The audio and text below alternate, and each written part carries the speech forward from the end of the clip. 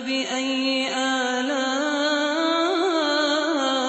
ربكما تكذبان إلى يوم القيامة أما بعد Inna lillah wa inna ilaihi raji'un. Allah subhanahu wa ta'ala mengingatkan kita, minha khalaqanakum wa fiha nu'idukum wa minha nukhrijukum taratan ukhra. Dari tanah kami cipta kalian, kepada tanah kami kembalikan kalian, dan dari tanah pula kami akan bangkitkan kalian. Mari kita yang mengantar jenazah beliau untuk bisa mengambil pelajaran akan pasti setiap dari kita juga akan mengalami saat-saat seperti ini, saat kematian. Dan salah satu petunjuk Nabi alaihi salatu wassalam saat seperti ini untuk mendoakan saudara kita, mendoakan sahabat kita dengan dua doa yang utama, agar supaya beliau diampuni oleh Allah Subhanahu wa taala dan agar supaya beliau dikokohkan dalam menjawab pertanyaan di alam kubur saat ini. Mari setiap kita berdoa menghadap ke kiblat dengan dua doa ini. Allahumma ghfir lahu wa thabbithu.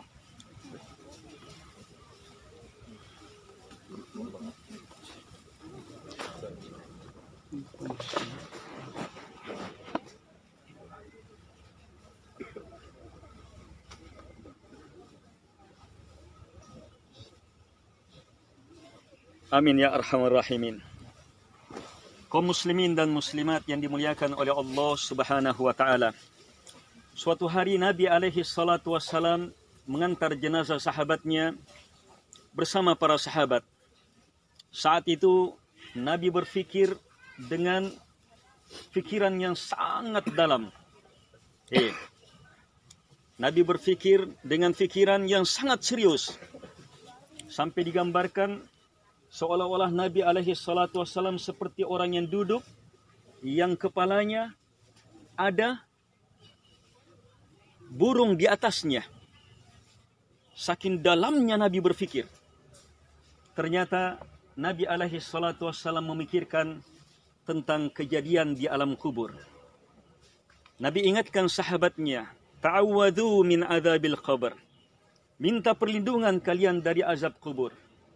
Nabi ingatkan sahabatnya agar supaya mempersiapkan diri akan kejadian yang pasti kita akan alami, cobaan di alam kubur. Di alam kubur seperti saat ini jamaah, kita akan mengalami satu pertanyaan, fitnah kubur yang di dalamnya terkandung 3 soal. Yang pertama, siapa yang kamu sembah? Yang kedua, apa agamamu? Dan yang ketiga, siapa nabimu?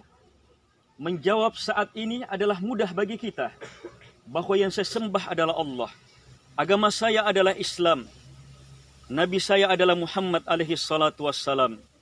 Tapi jawaban di alam kubur hanyalah saat kita mampu mewujudkan 3 ini dalam kehidupan keseharian kita. Mustahil kita akan menjawab Allah yang saya sembah di alam kubur kalau dalam kehidupan dunia kita tidak pernah solat. Kalaupun solat, kita tidak hanya solat hanya kepada Allah. Kita menyekutukannya dengan sesuatu apapun juga. Yang bisa menjawab pertanyaan di alam kubur hanyalah mereka yang dalam kehidupan dunia beribadah kepada Allah, solat hanya kepadanya, tidak menyekutukannya dengan sesuatu apapun juga. Mari jamaah, ambil pelajaran bahwa saat datangnya ajal, kita pun akan mengalami hal-hal ini. Siapkan diri kita untuk menjawab pertanyaan, Mar-Rabbuk, siapa yang kamu sembah? Dengan jawaban yang harus kita wujudkan dalam kehidupan, bahwa Allah satu-satunya yang saya sembah, tak ada yang berhak disembah selainnya. Itu adalah perwujudan dari La ilaha illallah. Pertanyaan kedua pun kita tidak akan mampu menjawabnya di alam kubur. Apa agamamu? Kalau dalam kehidupan keseharian kita tidak menjadikan Islam sebagai pedoman hidup kita, kita tidak kembali kepada Quran dan Sunnah. Demikian pula pertanyaan yang ketiga, Waman nabiyyuk, siapa nabimu? Kita tidak akan bisa jawab, kecuali hanya saat dalam kehidupan dunia, Nabi Muhammad betul-betul yang besar dalam kehidupan kita. Sabda Nabi, petunjuk Nabi, perbuatan Nabi, bagaimana Nabi hidup, itulah yang kita ikuti. Siapa yang seperti ini hidupnya, insyaallah ta'ala Allah akan kokohkan dia untuk menjawab pertanyaan di alam kubur. Kafa bil mauti dzikra. Cukuplah kematian itu sebagai pemberi peringatan. Akthiru min dzikri hadimil ladzat, kata Nabi. Perbanyak kalian mengingat penghancur kelezatan. Saat-saat seperti ini jamaah adalah saat-saat untuk sadar, saat-saat untuk kembali, saat-saat untuk memperbaiki diri. Yang tidak pernah solat, segera solat sebelum tiba saat-saat seperti ini. Yang bermalas-malasan solat, segera memperbaiki solatnya. Yang solatnya belum tepat di atas petunjuk Nabi, segera perbaiki solatnya. Demikian pula amalan-amalan lain. Sebab solat dan amalan inilah jamaah yang akan menemani kita di alam kubur. Yatba'ul mayyit thalatha, kata Nabi. Mayat akan diikuti oleh 3. Malu wa ahlu wa amalu. Hartanya, keluarganya dan amalannya. Yarji'u ithnain wa yabqa wahid. Yang pulang 2. Harta dan keluarga kembali. Wa yabqa amalu.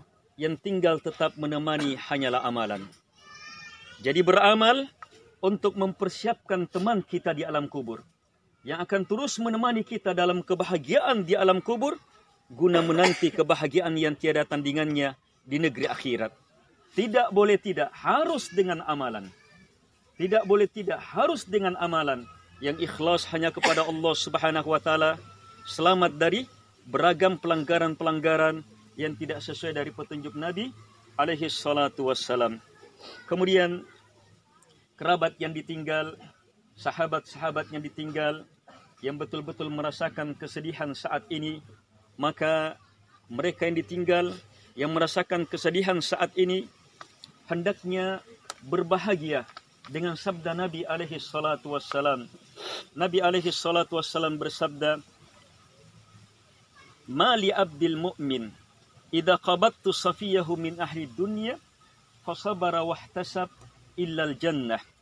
Kata Nabi alaihi salatu wassalam, Allah Subhanahu wa taala berfirman, tidak ada pahala untuk hambaku yang beriman saat saya cabut orang yang paling dicintainya dari penduduk dunia.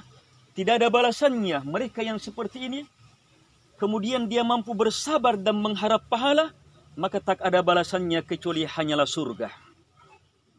Jadi orang-orang yang ditinggal saat-saat seperti ini, saat bersedih. Tapi ingat, itu juga adalah sekaligus saat-saat untuk mendapatkan jaminan surga. Caranya bersabarlah dan harapkan pahala di sisi Allah Subhanahu wa taala. Jangan larut dalam kesedihan. Sambut ketentuan Allah ini dengan pernyataan inna lillah wa inna ilaihi raji'un, dan kembali kepada Allah Subhanahu wa taala. Harapkan pahala di sisinya. Dan terakhir, mungkin mewakili keluarga, sahabat-sahabat, kalau dalam kehidupan beliau mungkin pernah melakukan muamalah yang keliru, ada yang disinggung, ada yang disakiti, tolong minta maafnya, dimaafkan. Dan kita yang memaafkan, insyaallah ta'ala akan mendapatkan maaf Allah yang lebih besar dan lebih bermanfaat bagi kita. Kemudian, kalau beliau pernah memberi, pernah mengutang, pernah memiliki pinjaman, maka ya hendaknya kita ikhlaskan. Yang dengannya akan menjadi kebaikan besar bagi kita. Insyaallah ta'ala saat-saat kita seperti ini juga, orang-orang yang meminjamkan kita akan mengikhlaskan kita, akan dibalas oleh Allah Subhanahu wa taala. Tapi kalau memang harus segera dituntut, maka datangi ahli warisnya, informasikan, beritahu segera agar supaya diselesaikan. Sebab bagaimanapun baiknya seseorang, pinjaman itu akan membuat seseorang bermasalah di alam kubur. Akan tergantung keadaannya di alam kubur dengan pinjaman. Karena itu maafkan pinjaman ini atau segera datangi ahli warisnya agar supaya bisa dituntaskan atau diambil alih tanggung jawab pinjaman itu. Semoga bermanfaat. Semoga Allah Subhanahu wa taala merahmati beliau, mengampuni beliau dan meluaskan kuburan beliau, menjadikannya sebagai kenikmatan di alam barzah sebelum kenikmatan di negeri akhirat. Dan semoga Allah Subhanahu wa taala kita menjadikan kita seluruhnya ke dalam golongan hamba-hambanya yang mampu mengambil pelajaran dalam peristiwa seperti ini untuk kita jadikan pedoman dalam hidup kita sampai kembali kepada Allah Subhanahu wa taala. Allahumma ghfiril muslimina wal muslimat al ahya'i minhum wal amwat. Allahumma inna nas'aluka bi anna lakal hamd la ilaha illa antal mannan badi'us samawati wal ard ya dal jalali wal ikram ya hayyu ya qayyum an tarzuqana ilman nafi'a wa amalan mutaqabbala wa qalban khashi'a wa da'watan mustajabah wa rizqan tayyiba waghfir lana warhamna أحياءنا وأحياءنا وأمواتنا يا أرحم الراحمين إنك أنت السميع العليم والجواد الكريم وصلى الله على محمد وعلى آله وصحبه وسلم تسليما كثيرا وآخر دعوانا عن الحمد لله رب العالمين والسلام عليكم ورحمة الله وبركاته.